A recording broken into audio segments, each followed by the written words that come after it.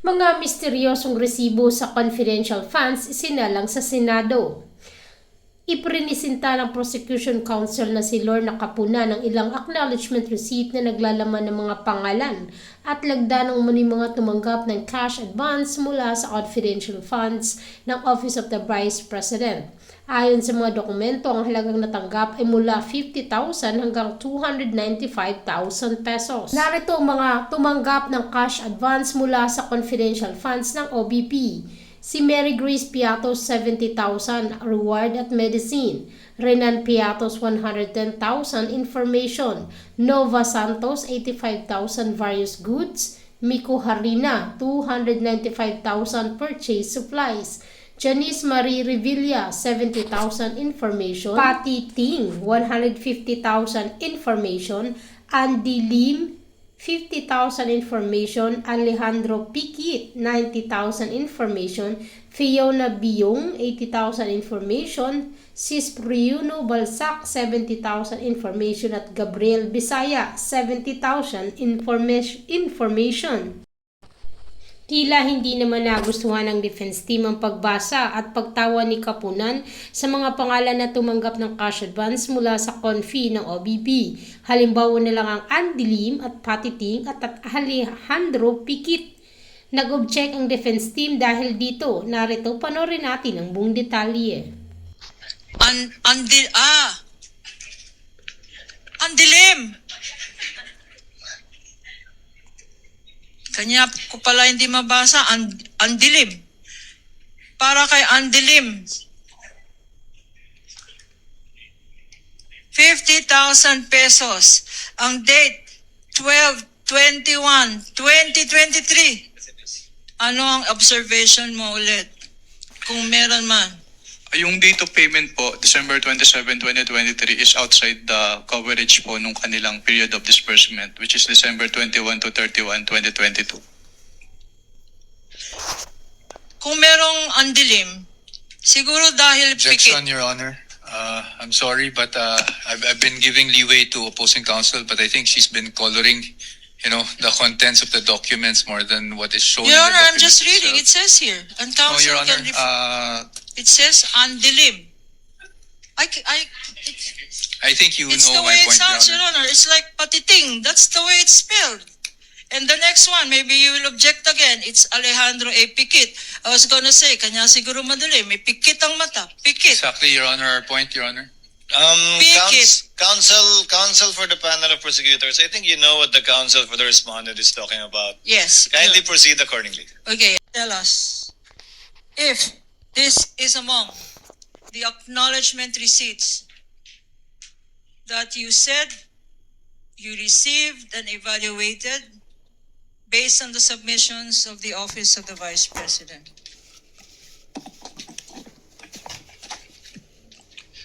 This AR po is among the acknowledgement receipts submitted by the OBP to ICFAO. Before we go to this particular exhibit, in the name of Mary Grace Piatos for 70,000 pesos. Tell us, Mr. Witness, ano ba talagang ibig sabihin ng acknowledgement receipt?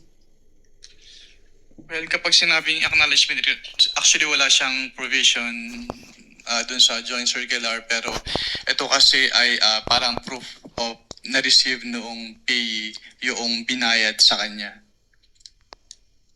So, acknowledgement receipt, as the name suggests, acknowledges na na-receive. Na-receive niya yung payment from the payor po.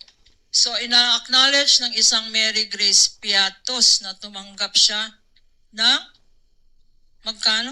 Based from this acknowledgement receipt po, tumanggap po si Mary Grace Piatos ng 70,000 pesos for the payment of rewards, close and open parenthesis, medicines.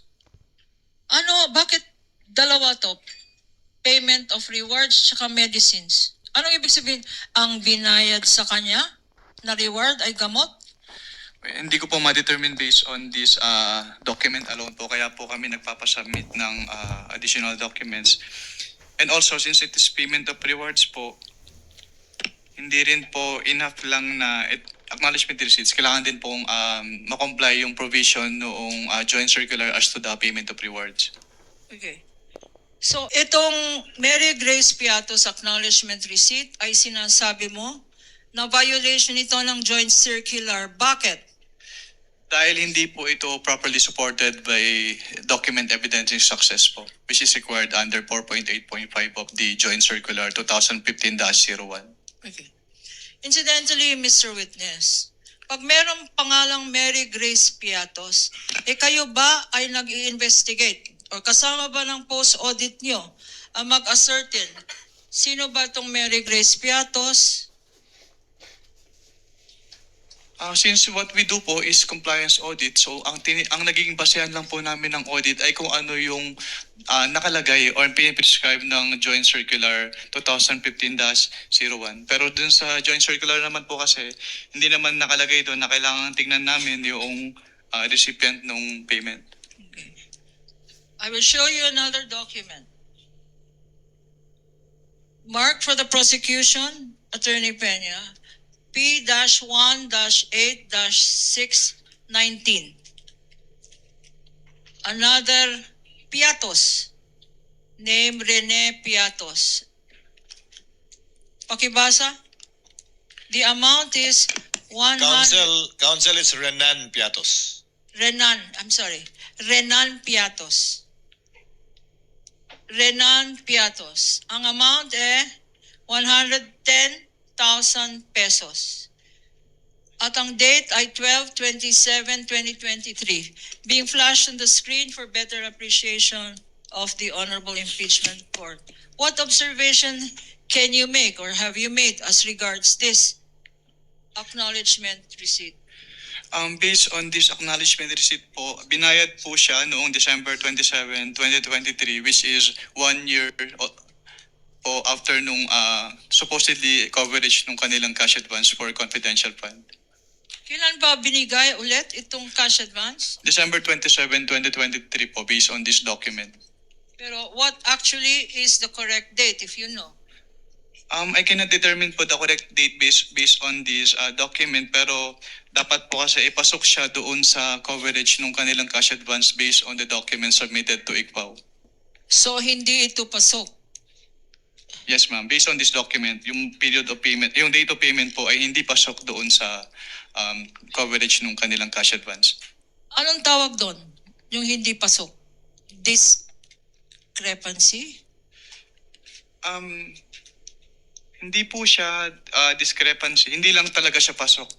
Parang the payment was made outside the coverage noong With the cash permission of advance. counsel, December 21 to December 31, 2022, yung covered period ng disbursement Yes. ng confidential fund, Mr. Romil, right? Yes, Your Honor. So when you say hindi pasok dun sa period na yon ng Yes December po, Your 21 to 31, 2022.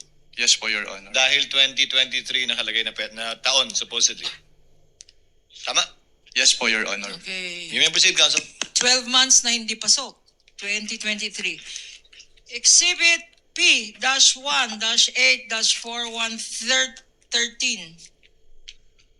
413 in the name of Nova Santos for the amount of 85,000 pesos. Anong observation mo dito sa acknowledgement receipt na ito, if any? Since it is payment of rewards po, and closing up in parentheses, various goods, dapat ay supported po ito ng document of success as prescribed under item 4.8.5 of the Joint Circular 2015-01. Ano bang kinoconsider ng COA ICFAO na document of success?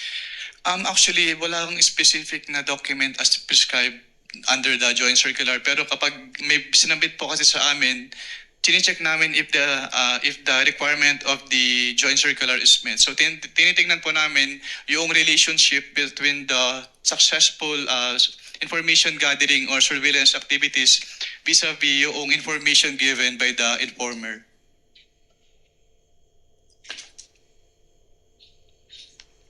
I'll show you now. P-1-8-531 in the name of Miko P. Harina for 295,000 pesos. Again, ang nakalagay dito, hindi pasok. 12/31/2023. Leading, Your Honor. Objection. Okay, I will reform. Kindly reform. What can you say, what can you observe about the date indicated there, if any? The date po indicated in this document is December 31, 2023 as the date po nung receipt of payment by the And what pay- significance can you draw, if any, from this date? It is outside po dun sa period po nung kanilang disbursement, which is December 21 to 31, 2022. And the purpose?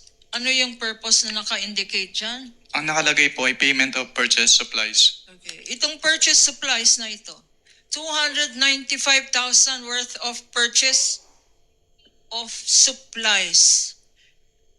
What documents, if any, were submitted Ang sinamit to po nila, indicate ano ang mga supplies worth 295,000 na binili nung 1 year after, 12/21/2023? Meron bang dokumentong sinubmit? At kung meron, ano yon? wala po silang document na sinabit. Ito lang pong acknowledgement receipt. P-1-8-643 in the name of Janice Marie Revilla. Na-investigate mo ba kung kamag-anak to ni Senator Bong Revilla? Mr. Witness? Mr. Witness? That is beyond na po our scope of audit. Okay. And the amount is 70,000 pesos.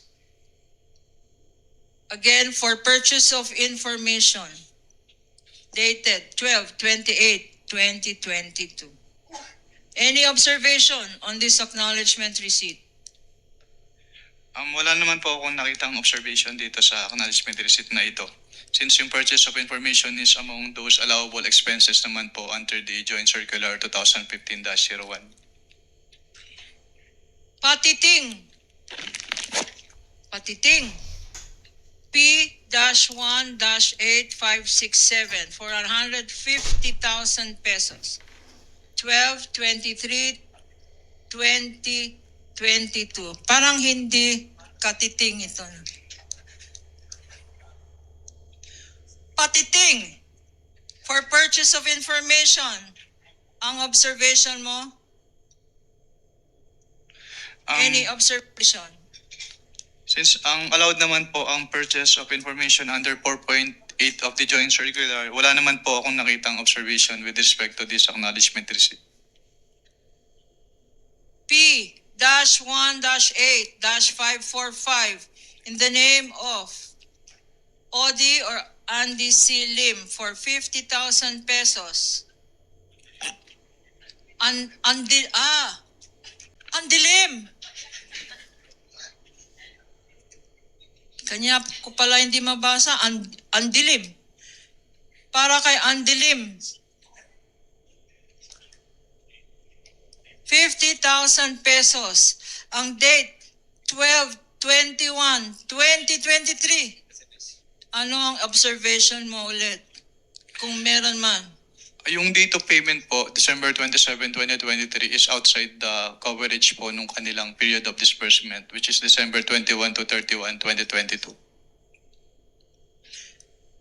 Kung merong andilim, siguro dahil Objection, pikit. Your Honor. I'm sorry, but I've been giving leeway to opposing counsel, but I think she's been coloring, the contents of the documents more than what is shown Your in the Honor, I'm document just reading. It itself. says here. And No, counsel Your Honor, can refer. It says andilim. I think you It's the know way my it point, sounds, Your Your Honor. Honor. It's like patiting. That's the way it's spelled. And the next one, maybe you will object again. It's Alejandro A. Pikit. I was gonna say, kanya siguro madali. May pikit ang mata. Pikit. Exactly, Your Honor, our point, Your Honor. Pikit. Counsel for the panel of prosecutors, I think you know what the counsel for the respondent is talking about. Yes. Kindly proceed accordingly. Okay, Alejandro A. Pikit, P-18-544 for 90,000 pesos. And the date here again is 12/21/2023. Purchase of information. Any observation, Mr. Witness? Yung date of payment po na December 21, 2023 based on this document is outside po doon sa kanilang period of disbursement. P-1-8-556 being shown to you and flashed on the screen is for Fiona Byong for 80,000 pesos, 12/22/2022, also for payment of information. Any comment, Mr. Witness? Wala naman po akong particular observation on this AR kasi yung purchase of information is allowed naman po under 4.8 of the joint circular.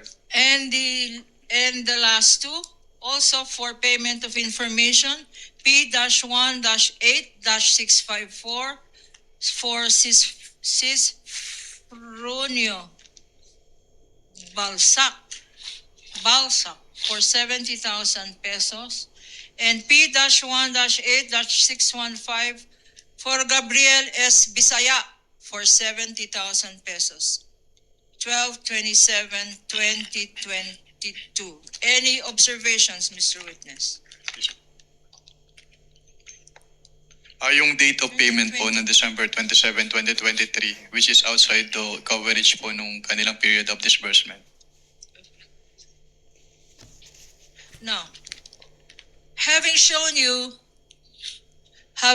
you selected few of these 845 acknowledgement receipts, can you confirm now that the ones shown to you and those that are part of your summary stated in your tabulation are the documents submitted to you by the Office of the Vice President by way of liquidation of monies allegedly paid to alleged payees and for alleged purposes? Yes po, ma'am. I will go now to the Office of the Vice President. What happened next, if any? From what period po yung